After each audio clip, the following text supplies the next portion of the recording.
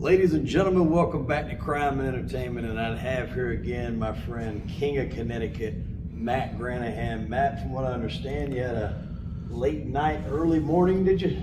Well, you know, I had to give Wendy another shot at the title. Oh boy. Woo! So this is actually the second time meeting. I met you the other week in Orlando when I was down there for Crime Con. Come down here last night to see Jelly Roll in concert. He put on a hell of a show. He did not disappoint, not one bit. I heard Skinner was there. He did. He brought out Johnny Van Zant, and they sung Simple Man, I believe it was. It was a great time, brother. I love Florida. This is my second home now, home away from home. Fantastic. You're not far at all. You know, from South Kakalaki to Florida, that's where I often roll. Although I will be going up to Connecticut for Granamania 2. Fundraiser to raise money for the match for Norwalk Wrestling, and I'm gonna stretch that Greek geek Spiro Papakosmos like a rubber band. But that's a story for another day, my man. Well, what we're here for is you recently done a show on Bravo, correct? And we kind of gave an update on Phil Baroni. Yeah. Now, understandably so, people have their own directorial, vision. Sure. But there was some things that, we want to make sure that gets known to the public that maybe didn't get put out in that interview. Sure. So we covered this a while back, after he first got locked up. For anybody that doesn't know, he's accused of murdering, was his girlfriend at the time? Yeah, that shows you the misreporting. His girlfriend is actually visiting him in the prison, the halfway house type area of the prison where he is now. It wasn't his girlfriend at all. And that's one of the inconsistencies in the story, and just flat out lies, really. But they're lies because of the cartels, because of the fact that the cartels run everything. First, I want to say for Bravo Films, he did an outstanding 7-part docuseries on this. Mm-hmm. He was very fair-minded, and I was featured in the final installment 7. Johnny A-Light, my good friend who Phil was involved with in the life in his younger days, was featured, as well as Phil's ex-wife Angela, and it was a very fair reporting. But there were a lot of things that were left out. I had a fairly lengthy interview with Bravo Films, and in that interview, he chopped it up for the 7th segment of the docuseries. Right. And he did give me an opportunity to talk about Phil's innocence, and to talk about things like the fact that Phil could barely put a sentence together in Spanish. He can say, "Sí, señor." Phil's final interview before this unfortunate incident was actually with Jack Kilby and I on Old School Shooters, on Canada's top combat sports podcast, the Hannibal TV. And it was only a few weeks before this unfortunate incident. And you can see there that Phil was like perfect patsy. He's a great friend of mine, but I mean, God, even in 2015, when Phil was staying with me in South Carolina, he would lose his wallet, lose his keys. I mean, the man suffers from TBI into CTE, and if you have any relatives that are suffering from Alzheimer's and dementia, it's very similar. And Phil's down there, and he's literally sleeping on the floor of the marina, and our investigators, and I should backtrack a little bit, I was able to get Phil signed pro bono with a law firm out of San Antonio, Garcia Group, and in exchange for him signing for these TBI CTE suits against the UFC. We have the same network of attorneys that successfully sued the NFL. Matter of fact, I was out at the Jones fight in Vegas with that group of attorneys, and we had I was out there the same weekend. You were there, and one of the guys that I was introduced to was Ari Emanuel, who runs Endeavor. So these are a powerful group of attorneys. So Phil is able to get into a safe place. That part is true.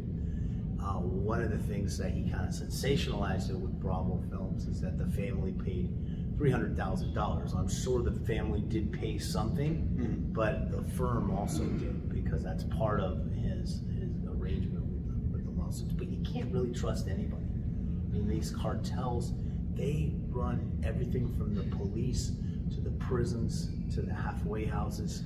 And in Phil's situation, let me paint the scene for you, because that part was edited out of the 7th episode of the docuseries.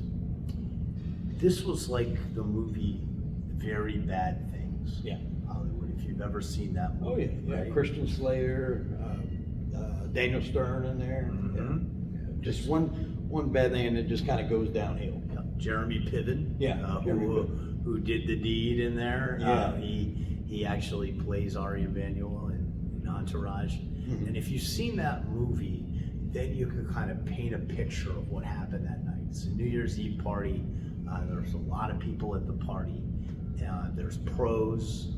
We're not sure if this gal was a pro, but our investigators on the ground, 2 former district attorneys in Mexico, discovered that she was running a store that was a front for the cartels.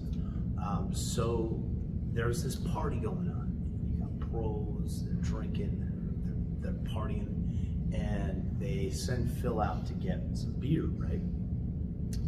And Phil's background, I mean, when he was wrestling in Hofstra, he was collecting for the Gambino family. Mm-hmm. He was living with Johnny A, John Lee, right? So Phil knows the streets, and he's been in situations where they did home invasions. Some of the cradles that Phil had, wrestling cradles that he used to hold guys down, Johnny A's talked about that. When in the old days, Phil was never a killer.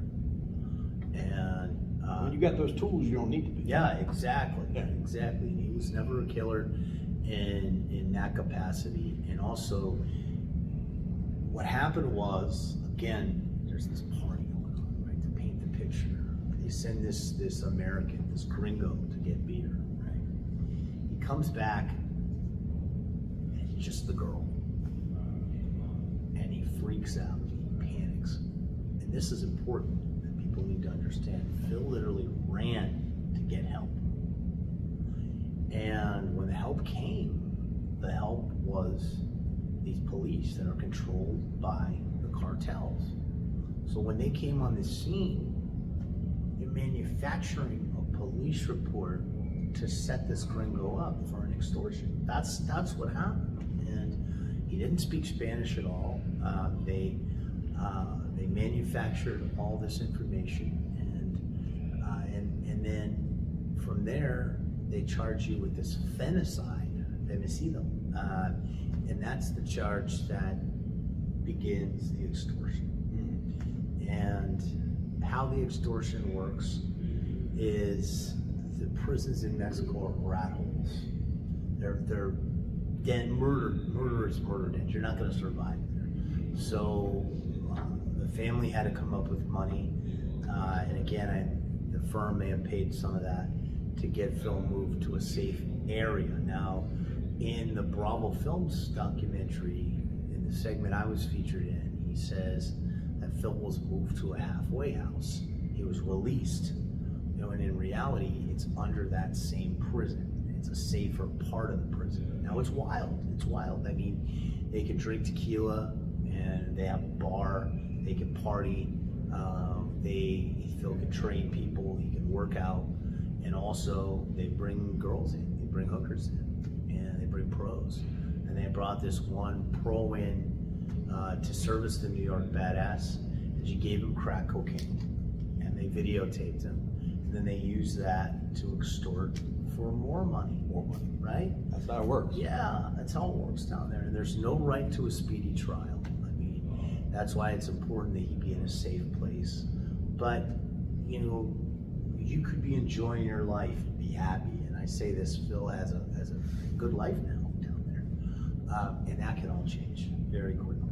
Mm-hmm. And I mean, and don't get me wrong, King, prison's prison. It's not a fun place to be at, but somebody of Phil's stature and notoriety, you definitely want him somewhere where he's a little bit safe, because I think there was some reports when he first got there, he was assaulted by some of the yeah. guards. They want to take their shots at Definitely. the New York badass. They got that UFC fighter down there. They're going to take the liberties that, you and I both know they wouldn't dare take if they were on the street. But since they're in that position of power, they can do that. So what is the status right now? Like, what is the next step in Phil's case that you know of? Well, the Garcia group and the attorneys, I'll tell you that they're going to have these hearings for the police misconduct. They've been saying that for quite some time. And I personally don't see that happening. There were supposed to have been hearings 3 or 4 times already, and they didn't happen. And again, there's no right to a speedy trial, and it's kind of just deadlocked. I mean, he could be down there 10, 12, 15 years from now. And they do offer you a number where you can be released. The problem with that is there's so much corruption, the cartels run it. You could pay that amount, and we've heard some of the stories, and I talked directly with folks who experience this, where you pay a lot of money to get out. You're released, and then they'll pick you up again in another part and re-extort you, in another part of Mexico. And real horror stories. And that's the life. You and I have heard guys tell those stories. Once they realize a guy is able to pay that kind of money, has the means to get that kind of money, very few times they're just going to let them off the hook. You're just going to keep squeezing for all you got. And then lots of times, whenever you've gotten all you got, you and I both know what could happen. Oh yeah, absolutely. And once the money runs out, you're sent in that rat hole to die. There's a lot of stabbings and shankings, so it's an unfortunate situation. It really is. But I just wanted to get a few of the points out, and I think we've done that, that were left out of my segment in the Bravo Films docuseries. And I think Crime and Entertainment and Bravo Films are really the 2 channels that have been reporting on this. It kind of went silent throughout the fight community, and there's been so much misinformation out there. And then the crazy thing these days is, and it's part of this judgmental society that we live in, where people just get presumed to be guilty. And you add on it being a prominent UFC and Pride fighter, and you get all the trolls.